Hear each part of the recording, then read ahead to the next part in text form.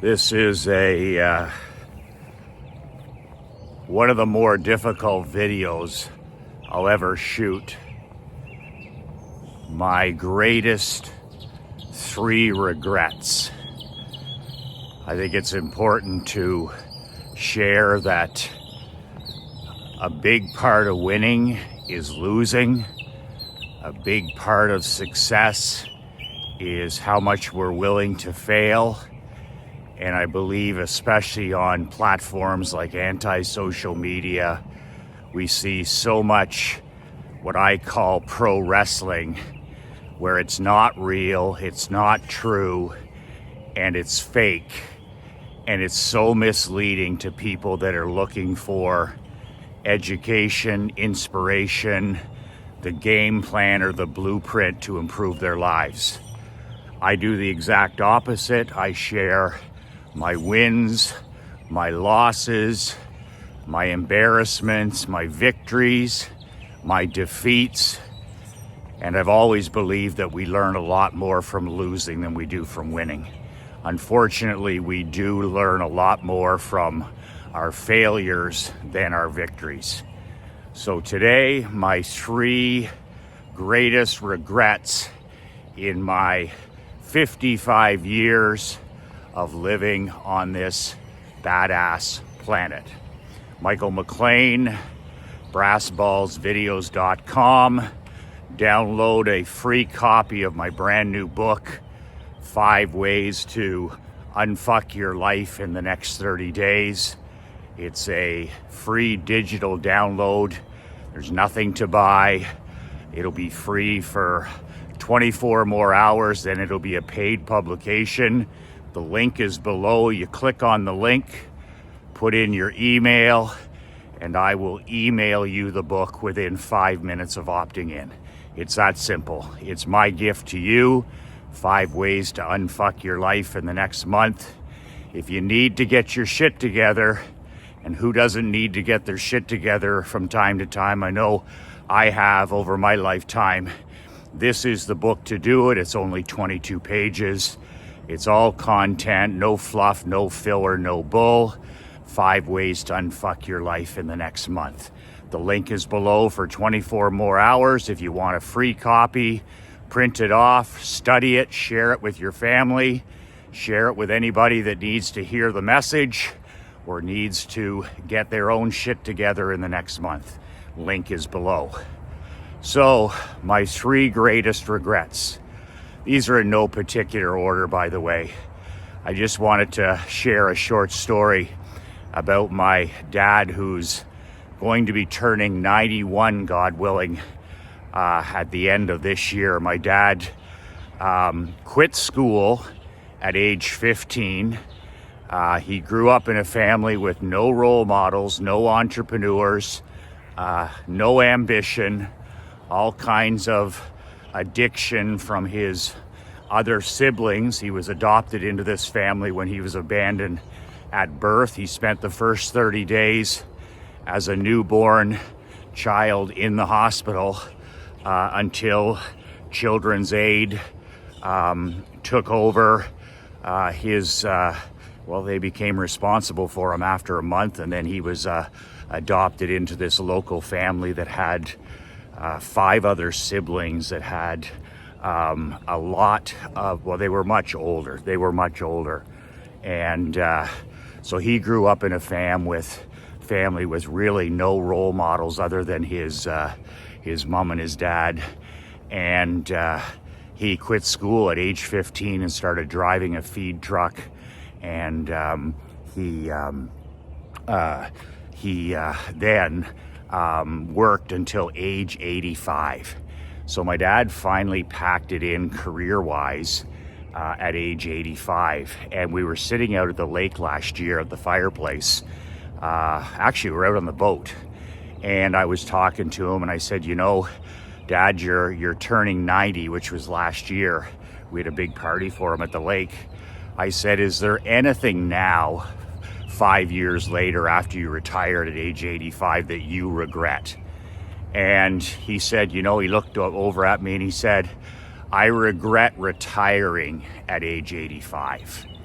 At the time, the company he was working for was my old insurance agency. He had an executive position with them. They wanted him back. He was on a year-to-year contract. They were paying him decent money. It was a six-figure salary. He had a vehicle. All he had to do was look after these, top 35 to 50 clients, the top 1%ers in the book of business. He would deliver the policies. And after he did this for 3 years after I had sold the company, he just came home one day and he said to my mother, he said, well, that's it. He said, I'm retiring. I'm going to be 85 at the end of this year. And on January 1st, I'm done. He goes, I've worked since I was 15.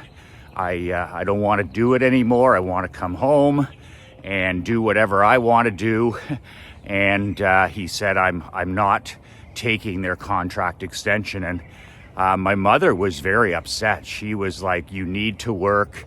It's who you are. It's not what you do. We have lots of time together as it is. Don't come home for me. Don't come home because you feel guilty and you want to sit around the house. And he said, no, I have things that I want to do. And he said, working that many years, age 15 to age 85, he said, that's enough for me. So he turned down, and for the first time in 45 plus years, my dad walked away from business. And him sitting there saying that was his only regret was really, that was a shocking revelation. He said, son, I should have kept working. He said, to retire is to expire. He said, your mother and I are doing very well. We're enjoying the extra time. But he said, when I work, it makes me a better husband. It makes me a better father.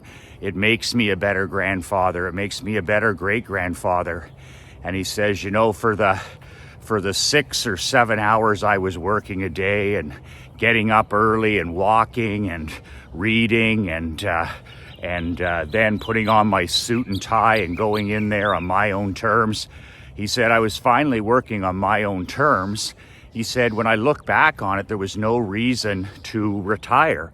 He said, I kind of thought about age. And and he said, age is a number. He says, I don't have an ache or a pain. I feel physically, mentally, emotionally, spiritually at the top of my game. He said, I regret not continuing to work into 86, 87 and taking it year to year. I was floored. To retire is to expire. And my dad's always told me, he's always said, he says the retirement, it's a myth. Retirement's a myth. I mean, retirement is perfectly okay for the bureaucrat, for the person that's in public office or public practice. They work for the government. They live that slave life where they put in their time. They put in their 40 years, their 50 years. They get a pension and then they retire. Most people die within the first 10 years, just so you know. But he said for guys like us who are entrepreneurs, who are, in private business, we're God-made, we're builders, we're entrepreneurs, we're small business owners. He said there's no finish line for us. He said, he goes, if I did it again, they would have found me dead at my desk. And I was like, wow, that is just shocking. I said, that's the opposite of what you hear, in the bought and paid for media or online. You gotta retire, Freedom 50 and all this stuff. And my dad said, I've been free since I was 20. He says, I have worked for myself, been able to write my own paycheck since I was 20 years old. I was able to marry the woman of my dreams. I was able to have you 3 children, grandchildren, great-grandchildren. He said, I never had a single penny of debt after the age of 30. He says, I have been free. He says, those rules didn't and don't apply to me. So he said, I retired from meeting people. He goes, I retired from being around the action. I retired from constant and never-ending improvement. I retired from, meeting new people. I retired from spending time with my clients. And he said, I shouldn't have done it. I should not have done it. He said, that was the stuff that kept making me younger. That's the stuff that kept giving me inspiration and motivation. And he said, sitting here at home with your mom, he says, I don't have any hobbies. I don't golf. I don't play tennis. We're not going to be traveling. We've done all that before. He said it was a mistake, and it's one of the only regrets I have. He says it's not something I think about all the time. He said I couldn't lose either way, but he said I just want you to keep that in the back of your mind as you think about semi-retirement or retirement down the road, or mini retirements like he used to do. He used to sell a business, take 3 months off with us. 3 months. He'd just be totally with us for 3 months, an entire summer, then start a new company. Retire, mini retirement, be with us for a summer, an entire summer, swimming, boating, fishing, boom, right back to it. Mini retirements in his 30s, 40s, and 50s. So that I just wanted to share before I got into my 3 main regrets. To retire is to expire. If you love what you do, if you have an obsession and a passion for it, if you're on a mission to serve other people, if you wake up every day and you're serving those people you've been called to serve, you've answered the call, and this is your life purpose and this is your life mission. Look long and hard on why you would ever want to leave that purpose or leave that mission, at least until it's complete. So just something to think about. To retire is to expire. So my number 1 regret, and this may strike you as very odd, is the number 1 regret that I have is that I didn't dream big enough. That I didn't set my goals even bigger than the ones I set as a young man. And I tell you that right hand to God, I didn't think big enough as a young man. I didn't dream big enough, and I didn't understand the power of abundance. This is one of the things that should be taught in our schools that will never ever be taught in our schools, is the power of abundance. I thought when I was a young man in pro hockey and when I was running my own teams, and then I got in the insurance business, and I thought that if I was winning, then somebody else was losing. I had a bit of a scarcity mentality, which is pretty normal for most people, especially young people, who, it's like, well, if I'm doing well, then somebody else, it's at somebody else's expense. And nothing could be further from the truth. So when I started reading books on the money game, I had to figure out the money game. I had to figure out the abundance game. And when I did, everything changed for me. But that's 20 or 30 years of thinking smaller than I should have. The world, our creator, the universe, whatever you believe in, does not give a shit whether you go down to the ocean with a tablespoon or whether you go down with a tanker truck. If that ocean is money, if it's wealth, if it's power, if it's influence, if it's abundance, if the ocean is abundance, the universe, your creator, your personal God does not care whether you go down on the beach with a tablespoon, a pail, or a tanker truck. And I was going down with a pail because of a self-limiting belief. Somewhere along the line, I had this subconscious and conscious belief that if I made $1, somebody lost $1. If I was winning, somebody else somewhere must be losing. If I was doing well, it would be at somebody else's expense. And when I completely changed that self-limiting belief, everything changed. My marketing, my wealth, the attraction, I became magnetic to money. I became magnetic to better people. I became magnetic to winning. Winning started taking my calls, as the great Tim Grover would say. So that's my number one. My number one goal was 10 million in net worth. I was like, okay, that's the minimum. If you retire, I wanted to retire at 45. I ended up retiring for the first time at 47. So I was 2 years late to the party. And it was interesting because I actually got that number right.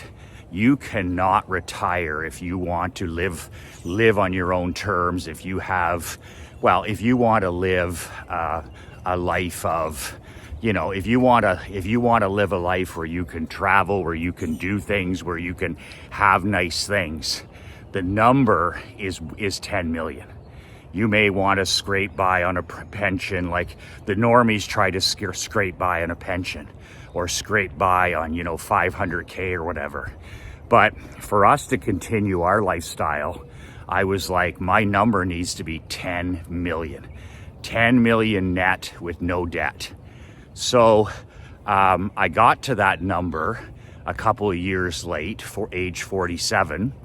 And I'm just looking back, and I was so happy. I was like, oh, I got it. I sold my insurance agency. I sold a couple of my other companies. I'm coaching hockey. I'm married to my best friend. We're starting a young family. This is amazing. But now, a few years later, I'm like, man, I should have, my goals should have been bigger. My mission should have been bigger. I should have thought a lot bigger. And candidly, that 10 million should have been 100 million or 500 million. And the reason I say that is not because I'm motivated by just money. Money's very important. It's the scoreboard. So your life doesn't necessarily change a lot when you add a few, when you do a little bit better, but that's life-changing money. If you get to a position where you're making 10 million, but then you're making 50 million, or you're worth 100 million, or you get to the point where you're worth 500 million, that's game-changing money. That's completely different for you, for your family, for your grandchildren. It's completely a different game. But what I was thinking about is it would also mean that I served more people. When you set a goal for, 10 million, or, you're limiting yourself to also how many people you can serve, because it's all connected. Abundance is connected to how many people you help. So you have to create massive value to get money. So if I had set my goals higher, if I had dreamed bigger, then and I had got to 50 million or 100 million or 500 million, that just means I went down with a tanker truck to the beach. And what does that mean? That means I would have served a lot more people. I would have been on even more of a mission. I would have had even more clarity. I would have had even more focus, and I would have helped a hell of a lot more people. So I've pivoted on this, by the way. It's not something that's final. Like, I've set a new goal. My new goal is $100 million. And then my goal, God willing, after that will be 500 million. And that's my new goal. But I wasted a lot of time in my 30s and 40s thinking about, if I get to 10 million in net worth, I'm set for life. And as much as that's true at a certain level, it also means that you've limited yourself to how many people you're going to serve. My mission is to serve 1 million people. I can't serve 1 million people and the result be $10 million. That's not the way it works, because it's connected to value. If I help people transform their lives, if I help 1 million men live life and do business on their own terms, that's a lot of book sales, that's a lot of masterminds, that's a lot of videos, that's a lot of emails, that's a lot of content. And that's a lot of sales, that's a lot of consumption.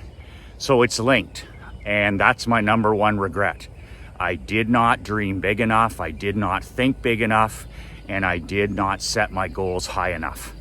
And this is coming from a guy who's I've achieved 75% of my goals in my life easily. And I'm the biggest thinker that I know. So this should tell you something, that there is no shortage of money in this world. There is no shortage of opportunity in this world. There is no shortage of abundance in this world. And the universe or your creator does not care. Does not care. And in 2024, we live in the greatest time in history to be alive. We have access to information through the World Wide Web and through artificial stupidity that the President of the United States wouldn't have had access to 25 years ago. Like, literally, are you kidding me? You now have the World Wide Web, and you have the power of artificial stupidity to use those as tools for you to be the master, not the slave. And we're literally standing in trillions of dollars of wealth. We're literally, there's more opportunity, 8 billion people. We have access to billions of people. It's a global economy, and there is opportunity and abundance everywhere. And we need to think bigger, we need to set bigger goals, and we need to dream bigger, and we need to take more action towards those. And that, my brother, is one of my largest regrets that I am working on right now. I am attacking every day. I am playing offense. At age 55, I've burned the ships. My purpose, my mission is to help 1 million men like you. And I am on a mission against time to make it happen. And what's driving me, what's giving me that fuel, what's fueling that fire, what's putting gasoline on that flame is the fact that I thought too small, I dreamed too small, and I didn't set my goals even high enough. My second regret, and this is a tough one too, is as a young person, I wish I was more humble. I did a good job thanks to my father when I bought the insurance company. I lived very simple. I paid myself $30,000, $40,000 a year. My employees were making double that. I lived in a tiny apartment, and then my wife Krista and I bought a little duplex where we lived on one side and the tenant lived on the other side and paid our mortgage. We had two, simple vehicles, a leased vehicle, and it was all about pay down debt. Pay my dad that $30,000 a month. It was a 10-year agreement, so I had to live very lean, very simple, and I did. And I had like a draft beer lifestyle, very far from the champagne lifestyle that you would think. And one of the things that I regret is I wish I would have shown up even more and shown off even less. And I mean, I'm known for my work ethic. I'm known for my championship work ethic. I'm known for my championship passion and my desire. I've never met anybody that's more focused, more competitive, or works harder than I do. I can quite honestly say that.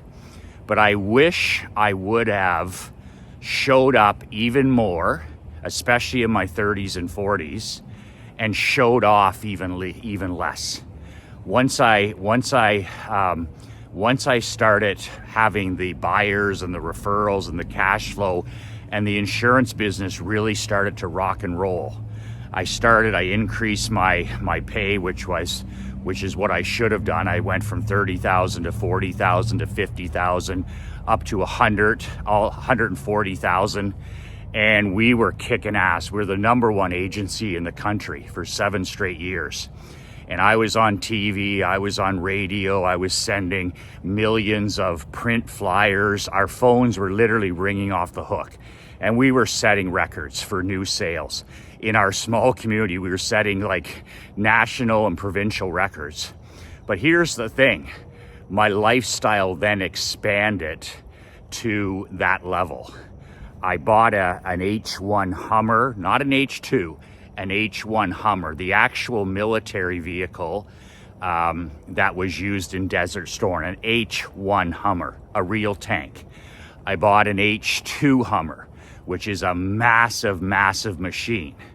I bought a $1 million executive home, even though there was only Chris and I. We didn't have our daughter Emery. It was just us living in a large executive home.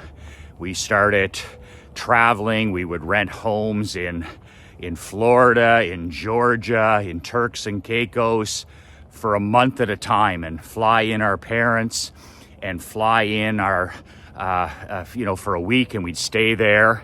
And I don't regret any of that stuff, but there was a lot of money that I could have put back into marketing even more. Like I was like at my peak, I was sending 140,000 flyers a month in the mail. Well, you know what? If I would have showed up more and showed off less, I would have had even more cash to invest into marketing. I should have doubled my direct response mailings. I should have doubled my flyers. I should have doubled my postcards. I should have doubled the number of other agencies that I tried to purchase that we were putting out of business. I should have, doubled. I should have like 5X'd and 10X'd everything, because I gave myself 10 years to do all this. And I ended up 5Xing my dad's company in the 10-year period before I sold it. But man, I should have 10X'd it, not 5. And I sent 1 email a week. I should have been sending 5 a week, 6 a week, 7 a week. I should have, everything. I should have just doubled down on all my marketing. Anything that gave a positive ROI, anything that brought a positive return on investment, I should have went even more in on it. And I had a multi-million-dollar budget. I had $1 million payroll. We were printing money. It doesn't matter. I should have showed up more and showed off less. I should have taken every single dime that I had, and I should have poured it back into the marketing, the advertising, and the promotion of that company. Like all in, all the way for a decade. All in, all the way, swing for the fences for a decade. And I only went about 75% when I think about it. And that goes back to my number one regret, where I thought I was thinking big. I thought I was dreaming big. I thought my goals were like shoot for the moon, but they needed to be bigger. They needed to be bigger. So that's my second regret. I wish I would have shown up more. Like now I just show up. I just do the 15 things I have to do every day, the tiny little things from going to the gym to drinking water to prayer to reading, writing. I just show up every day.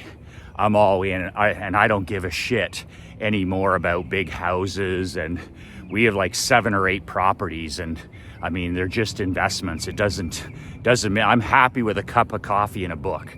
I'm happy with a cup of coffee and a book now as I'm in my 50s. I'm happy with time with my queen and my daughter. I just want to drive her to school and coach her in sports and spend time with my wife and help other people and read and write.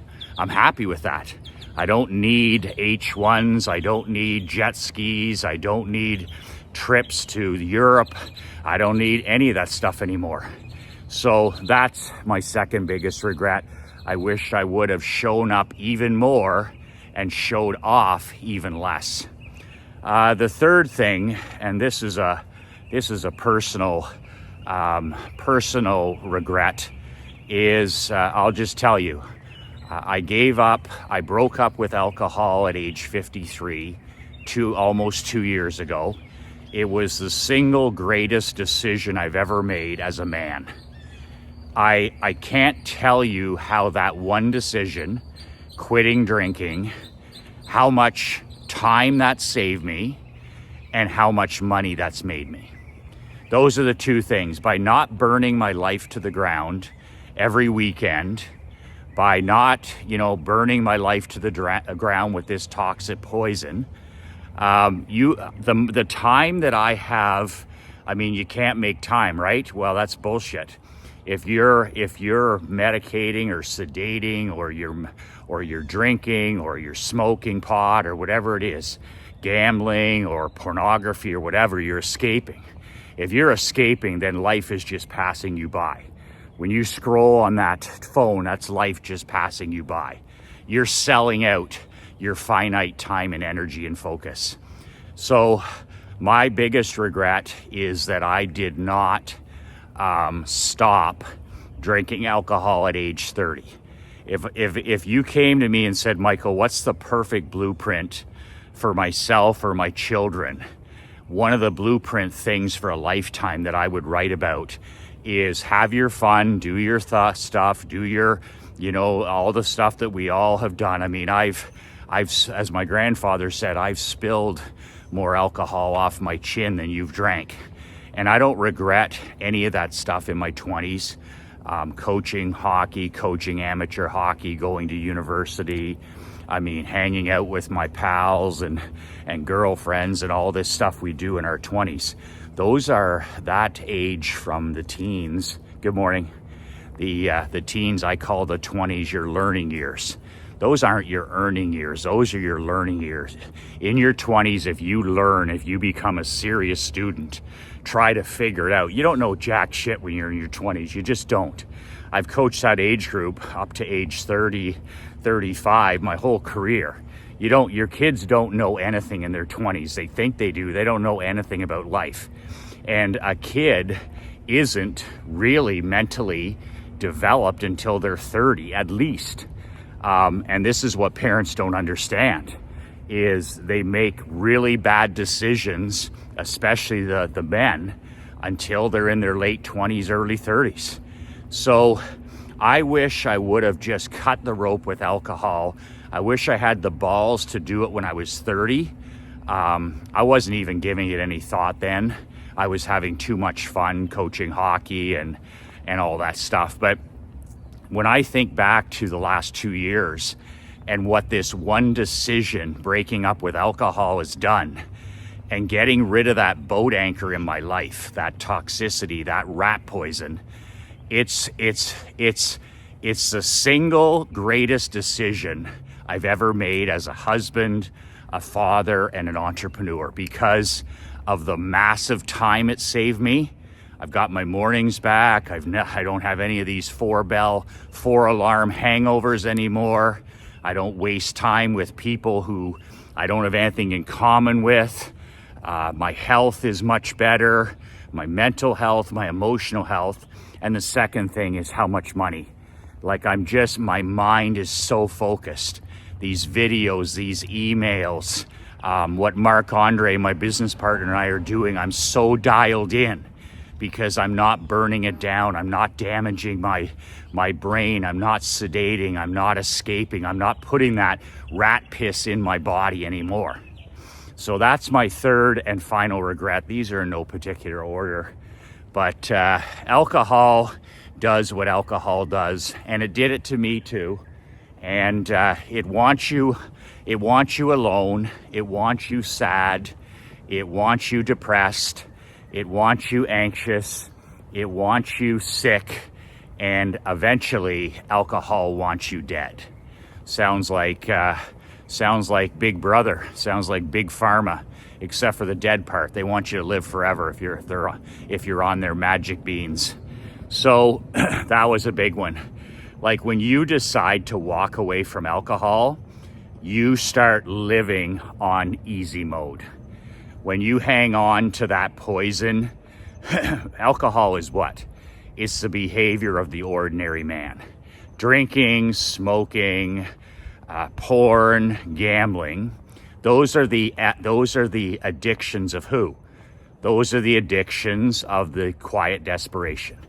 So I had the addiction, drinking alcohol, of the ordinary, average, and mediocre man. Yet I was trying to be a top 1%er. So looking back, how insane was that? I'm trying to be a top 1%er, but I have this behavior of the 99%. Drinking is ordinary. Drinking is the behavior of a normie. Drinking is the behavior of a brokey. And it took me, oh my God, it took me from age 15 to age 53 to figure that out. So I'm pretty sure I have a learning disability. Anyway, the old oak tree rule, the best time to plant an oak tree was 40 years ago. The second best time to plant an oak tree and make a change is today. So if that's something that's messing up your life, you can make that change today and break up with that boat anchor. Alcohol makes you less. It makes you less present. It makes you less loving, less kind, less focused, less fit. It just makes you, it's just a quiet desperation escape. And the fact that it's a $1 trillion industry, $1 billion industry, just red flags it. It's a tell that you're a normie. It's a tell that you're a normie. And it's been the most liberating decision I've ever made. And I cannot recommend it enough. If that's something that you're looking to take your level, you can't take your level to the high. You can't take your life to top 1%, 1% of 1% levels when you still have the behaviors of the ordinary, mediocre, and average. So there you have it. It's not the good, the bad, and the ugly. None of it is pretty, but it's all the 100% truth. We all have regrets. We all wish we didn't. It's a vulnerable thing to admit them, but I find that people learn more from your mistakes than they do from your victories. When I've been coaching hockey for 21 years, ages 5 to 35, pro to amateur, when I tell stories to the children, or I tell stories to the teenage athletes, or when I used to tell stories to my minor pro players, I gotta tell you, the ones that had the most impact were the ones where I was most clear as kind, unclear as unkind, where, you share your mistakes and your shortcomings so that they don't have to, or at least you plant a seed where, down the road they'll remember that and say, I remember Coach talked about that. I remember Coach talked about that, and you plant those seeds. So those are my 3 biggest regrets. If you are up to it, it's perfectly okay if you're not. If you could comment on any regrets that you have that you're changing, that you're working on. Like, I'm not fucking done. Like, these are my 3 regrets, but I've done something about all 3. And I have more regrets, but I'm doing something about them. Sure, it's the time has gone for what, the water's under the bridge, but that doesn't mean that I'm not working on attacking each day to fix some of these regrets. I know they're not all completely fixable. That time is gone. But in the comments below, if you'd like to share 1 or 2 or 3 of your regrets, what you learned from them, what you're teaching your children or your queen or your grandchildren, and what you're doing about them. Well, I regret I didn't write a book. I hear that every day. Well, you know how you can fix that? Sit your fucking ass down and write. Sit your ass down and write every day for 10 minutes, then 15 minutes. It doesn't have to be good. It'll be bad. It'll suck. But instead of all the talk about what you didn't do, well, I never got in great shape. Well, you know what? The heaviest weight you'll lift is that gym door. So get pushing that fucking gym door open every day. Oh, I wish I learned copywriting, Michael. It would have given me freedom. I could have lived anywhere. I could have been semi-retired. Really? Well, Gary Halbert's entire life's work is free on the internet.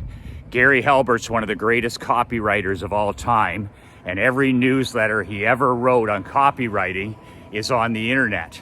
The Gary Halbert letter, it's called. Google it. Are you kidding me? Print those things off like I did years ago. Study one a day and get fucking serious. Get serious. Bury the man you are today. Bury the man you are today. Bury your regrets. Like I've buried those regrets. I talked to you about them, but I buried those regrets, and no more visiting the grave. You bury the man you are today, no more visiting the grave. You get up the next day, you bury that man, no more visiting the grave. Get up the next day, bury that man, improve a little bit, never visit the grave. Next day, get up and make tiny, tiny improvements, bury that guy, and never, ever, ever visit the grave. Learn from your regrets, learn from your mistakes, use them as fuel, use them as gasoline, use them as inspiration, use them as stories with your children and grandchildren, and bury that guy and those regrets once and for all, and never, never visit the grave. That's all I have for you today. You can download a free copy of my book over the next 24 hours. The link is below. 5 ways to unfuck your life in the next 30 days. If you need to get your shit together, or you know somebody that needs help, 1 or 2 of these 5 things will make a massive difference in their life. Print it off, study it, share it with whoever you want. It's free, there's nothing to buy.